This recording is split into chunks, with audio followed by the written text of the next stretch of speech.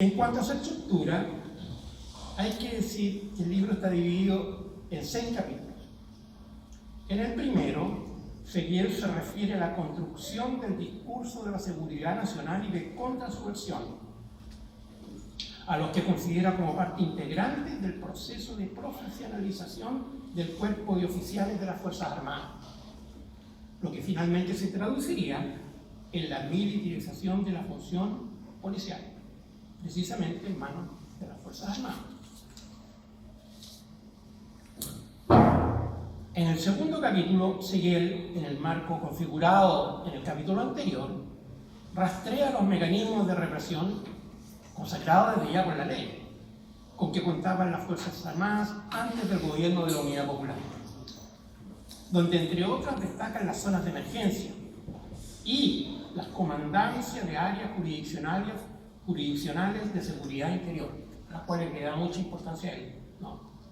En dicho análisis, el autor muestra cómo estas últimas poseían una clara concepción contrasubversiva y cómo ellas servían a los efectos de ocupar el territorio, entregándole a los militares, comillas, un poder de excepción prácticamente total sobre la población civil al límite de las garantías constitucionales consagradas. Esto en plena democracia. Ello, agrega Seguiel, conllevó a que los uniformados, en el cumplimiento de estas funciones, necesariamente tuvieran que deliberar. Los mencionados mecanismos contrasubversivos, dice Seguiel, fueron utilizados por gobiernos de diversa orientación política, incluyendo el de Salvador Allende. Y desde 1952 en adelante se desarrollaron bajo una creciente influencia norteamericana en el marco de la Guerra Fría. En este capítulo, Seguiel traza una verdadera historia del desarrollo de los mecanismos y concepciones de la acción contrasubversiva. Mecanismos que en esta materia, con énfasis en el concepto de seguridad nacional, entregaban creciente poder a la Fuerza Armada. En el capítulo 3, que titula Orden interno y contrasubversión durante la Unidad Popular, Seguiel intenta rastrear cómo se constituyó organizacional y burocráticamente el golpe de Estado, así como los discursos político-militares de su legitimación posterior. A los efectos, se aboca a analizar los ajustes a la acción contrasubversiva de los militares en el marco de lo que define como crisis política institucional, es decir, bajo el gobierno de la Unidad Popular y los conflictos inherentes. Ajustes que tuvieron su expresión principal en la Ley de Control de Armas de fines de 1972, que permitió a los militares realizar allanamientos sin autorización del Poder Ejecutivo, lo que facilitó su deliberación y la realización del voto. En el capítulo 4, Seguiel sostiene que a falta de proyecto político habría sido el factor político-militar, esto es, la guerra contra el enemigo interno, propia de la doctrina de la seguridad nacional, lo que le dio coherencia histórica a la Junta. Igualmente, el capítulo analiza la dinámica represiva y los discursos legitimantes del golpe.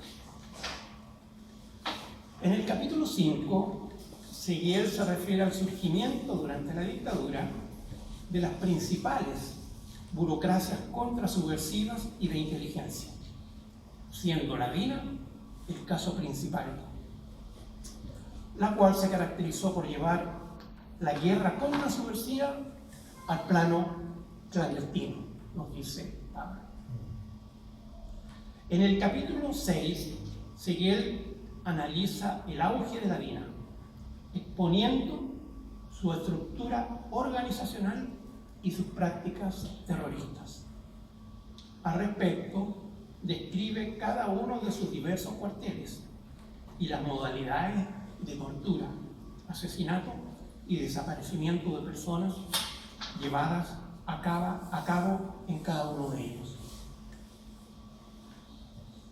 Hay que subrayar que en este quehacer el libro, como se dijo más atrás, traza una verdadera historia del desarrollo de los aparatos represivos del Estado, con sus correspondientes bases institucionales, jurídicas y doctrinales. Lo hace además reconociendo el rol de las concepciones extranjeras que siempre recepcionaron las Fuerzas Armadas locales, donde sobresalen, entre otras, las concepciones norteamericanas con su doctrina de la seguridad nacional, que como sabemos es una doctrina de origen francés. A tales efectos, Seguiel se vale de las más diversas fuentes documentales, a las que hace permanente referencia y a las que hace hablar. La variedad y pertinencia de dichas fuentes es uno de los principales plus del libro, el que sobre la materia hace valiosos aportes.